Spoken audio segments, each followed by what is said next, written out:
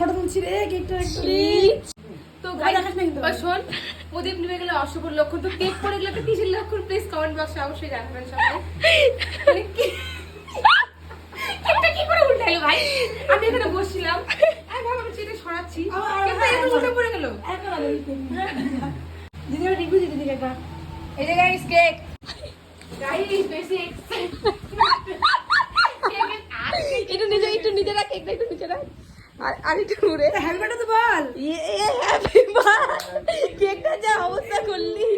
Happy birthday to you. কিন্তু পুরা না রাগ করে আর লাভ নাই না পিয়া। Happy birthday to you.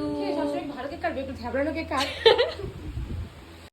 Before after করবো। হ্যাঁ এটা প্লিজ ব্লগে